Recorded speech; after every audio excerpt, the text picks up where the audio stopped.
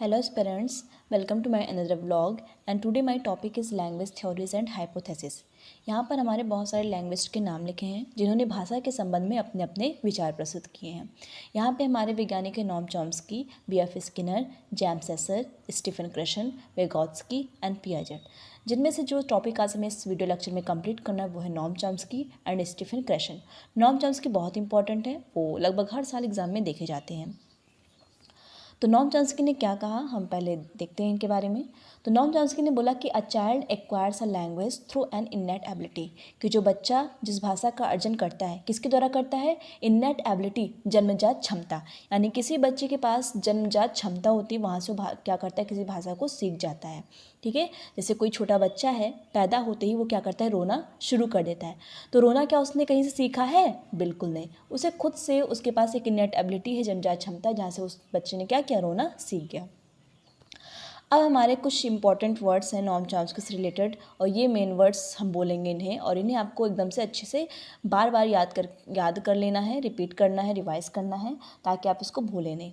पहला हमारा main word है इननेट एबिलिटी, जो कि भी मैंने बताया कि जन्मजात क्षमता होती है, और जो बच्चा खुद से क्या करता है, चीज़ों को बचपन में ही सीखना शुरू कर देता है। नेक्स्ट टॉपिक है कि बच्चा ये चीज़ें सीखा कैसे।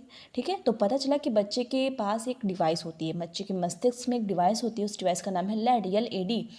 इसका फुल नेम है लैंग्वेज एक्विजिशन डिवाइस। अब ये एक ऐसी डिवाइस होती है जिससे बच्चा क्या करता है, चीज़ों को क्या करता है, जन्म से ही सीखना शुरू कर देता है।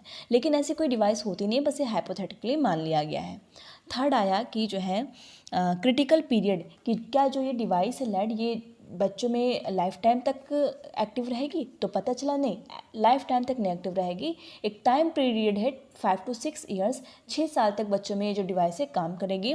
और बच्चों क्या करेगा, 5 to 6 ईयर्स ऐसा एज होता है जहाँ पे बच्चा चीज़ों को बहुत ही तेज़ी से क्या करता है, चीज़ों को सीख जाता है, ऑब्जर्व कर लेता है।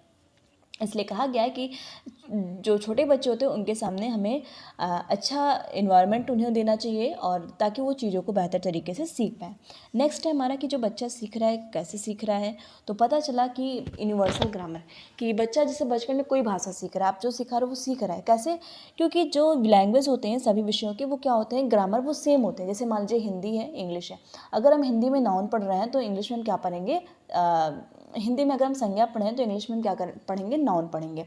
तो उनमें बस ज़रा सा इधर टॉपिक कम ज़्यादा हो सकते हैं, बाकी ग्रामर लगभग क्या होती है, सभी विषयों की सेम होती है। नेक्स्ट आया, अब बच्चे का बेस बन चुका है ग्रामर के माध्यम से। अब बच्चा क्या करेगा, जेनरेटिव ग्रामर करेगा। अब बच्चा उसी चीज़ों में जो उसने सीखा उसी में चीज़ों को जोड़कर और अच्छा करने का प्रयास करेगा। तब हम जब बच्चा कुछ और एक्स्ट्रा करने लगता है तो हम सोचते हैं कि अरे ये कैसे इसने सीख लिया। ठीक है, तो लास्ट टॉपिक हमारा कंपटीशन एंड परफॉर्मेंस, जहाँ पे जो चॉम्स्की ने कहा कि दोनों अलग हैं। जैसे मान लीजिए कोई बच्चा है, उसको 4-5 पोएम याद है, वो आपको सुना दे, लेकिन जब आप उस पोएम को 10-15 लोगों के बीच में सुनाने के लिए कहोगे तो बच्चा नहीं सुनाता है। तो ऐसा नहीं कि उसके पास कॉम्पिटेंस नहीं है, उसके पास योग्यता नहीं है, उसके पास योग्यता है, बट वो वहाँ पे परफॉर्मेंस बेहतर तरीके से नहीं कर पा रहा है। तो ये सभी वर्ड्स आपको एकदम ध्यान में बैठा लेने हैं कि नॉम चॉम्स्की ने से रिलेटेड कौन कौन से वर्ड हैं जो एग्जाम में आपको देखे जा सकते हैं। नेक्स्ट हमारे जो भाषाविद आए हैं, जो हमारे लैंग्वेज हैं, वो है जेम्स एसर। इन्होंने क्या बताया कि a child learns a language through the combination of language and physical moment. ठीक है, जेम्स एसर ने बताया कि जो बच्चा होता है वो भाषा को सीखता है कब, जब हम भाषा को बोलने के साथ साथ कुछ फिजिकल मूवमेंट भी करें, कुछ हम शारीरिक गतिविधि भी करें। ठीक है, तो जेम्स एसर ने कहा कि बच्चा भाषा को और भी अच्छे से तब सीखेगा जब हम भाषा बोलने के साथ साथ कुछ हम क्या करना शुरू करें, फिजिकल मूवमेंट भी करें। वर्ड एंड एक्शन इसको भी हम बोल सकते हैं। ठीक है, तो आपके एग्जाम में क्वेश्चन आ सकता है कि वर्ड एंड एक्शन, वर्ड किस भाषाविद ने दिया, तो वर्ड एंड एक्शन किसने दिया, जेम्स एसर ने दिया। उसके बाद इन्होंने एक वर्ड और दिया, TPR, टोटल फिजिकल रिस्पॉन्स। इन्होंने कहा कि बच्चे को अगर हम फिजिकली शारीरिक तौर पे अगर हम क्रियाकलाप करके समझाएंगे तो चीज़ों को क्या करेगा, और भी अच्छे से सीख पाएगा। जैसे सपोज करिए कि हमें बच्चों को बुलाना है, तो हम कॉल कहने, उसको बुलाने के साथ साथ अगर हम कुछ एक्टिविटी कर दें कि कम, आओ आओ, तो क्या करेगा, वो समझ जाएगा कि हाँ मुझे बुलाया जा रहा है।